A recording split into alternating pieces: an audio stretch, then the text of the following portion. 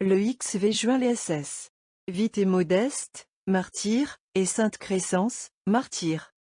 L'Esprit divin qui règne sur cette partie du cycle, est avant tout le témoin du Verbe.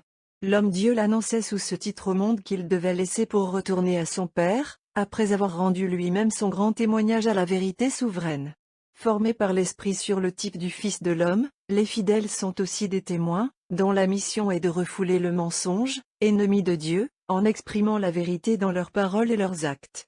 Mais le témoignage suprême, qu'il n'est pas donné à tous de rendre, est celui du sang. Les martyrs sont les privilégiés de cette lutte incessante du vrai contre le faux, en laquelle se résume l'histoire. Ils ne pouvaient manquer de briller au ciel en ces jours. Bientôt l'Église va tressaillir à la naissance de Jean le Précurseur, cet homme si grand entre tous, et dont la grandeur fut d'avoir été envoyé par Dieu pour servir de témoin, pour rendre témoignage à la lumière.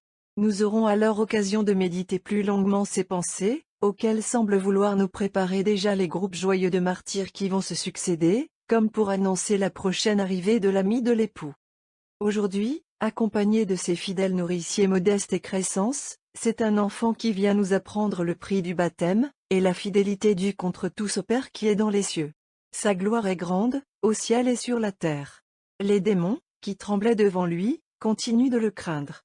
Son nom reste inscrit dans la mémoire du peuple chrétien comme celui de l'un de ses plus puissants auxiliaires, à la suite de saint Elme ou Érasme, dont le commencement de ce mois nous ramenait le souvenir.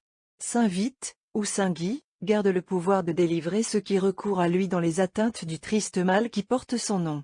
Il neutralise la morsure des chiens enragés, et se montre secourable aux animaux eux-mêmes. On le prie encore contre la léthargie, ou le sommeil trop prolongé. Le coq qui l'accompagne en diverses représentations rappelle cet usage, ainsi que celui d'invoquer notre saint pour obtenir d'être réveillé à une heure déterminée. Lisons, dans le livre de la Sainte Liturgie, le martyre de Saint Vite et de ses deux compagnons. Vite fut baptisé tout enfant à l'insu de son père qui, lorsqu'il l'eut appris, ne mit rien pour détacher son fils de la religion chrétienne. L'enfant demeurant inébranlable, il le livra au juge Valérien pour être battu de verge. Mais ce fut en vain, et on le rendit à son père. Pendant que celui-ci songe à trouver de plus graves châtiments, Vite, averti par un ange, gagne un autre pays avec Modeste et Crescence qu'il avait élevé. Là, sa sainteté acquit une telle renommée qu'elle parvint jusqu'à Dioclétien. L'empereur avait un fils tourmenté par le démon. Il fit venir le saint pour l'en délivrer. Mais cette délivrance une fois obtenue, le prince ingrat tenta d'amener par l'offre des plus grandes récompenses le libérateur de son fils au culte des faux dieux, et ne pouvant y réussir, il le fit jeter en prison chargé de chaînes, avec Modeste et Crescence. Mais leur constance n'en fut qu'augmentée. L'empereur ordonne alors qu'on les plonge dans une chaudière remplie de plomb fondu, de pois et de résine embrasée. Mais, comme les trois enfants hébreux, ils y chantent des hymnes au Seigneur. On les retire, on les jette à un lion, qui se prosterne et lèche leurs pieds. La foule est ébranlée par ce miracle. Enflammé de colère, Dioclétien les fait étendre sur le chevalet, où leurs membres sont mis en pièces et leurs os rompus. Au même moment se produisirent des tonnerres, des éclairs et de grands tremblements de terre qui renversèrent les temples des dieux et tuèrent beaucoup de monde. Une femme noble, appelée Florence, recueillit les restes des martyrs et les ensevelit honorablement avec des parfums. Vos combats sont finis, glorieux martyrs. Ils ont peu dur, mais la couronne qu'ils vous valurent est éternelle.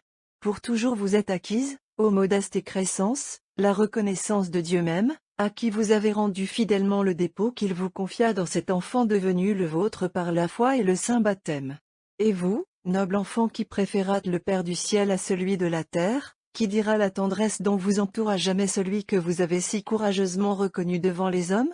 Il veut que dès ici-bas éclatent à votre endroit les marques de sa munificence. Car il vous confie une large part dans l'exercice de sa puissance miséricordieuse.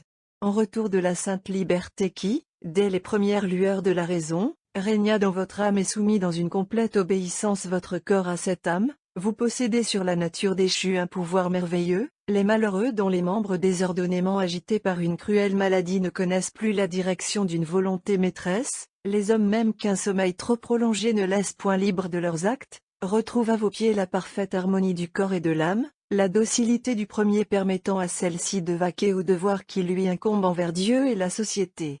Illustres saints, soyez toujours plus larges dans l'exercice de votre don précieux, pour le bien de l'humanité souffrante et la plus grande gloire du Dieu qui vous a couronné. Nous vous demandons pour tous avec l'Église, et par vous nous demandons à Dieu la destruction de l'orgueil qui rompt l'équilibre dans l'homme et le fait dévier de sa voie, le mépris du mal qui lui rend au contraire la liberté dans l'amour, superbe non sapere, sed placita humilitat proficere, ut, prava despicien, que concrecta sunt libera exercea charitat.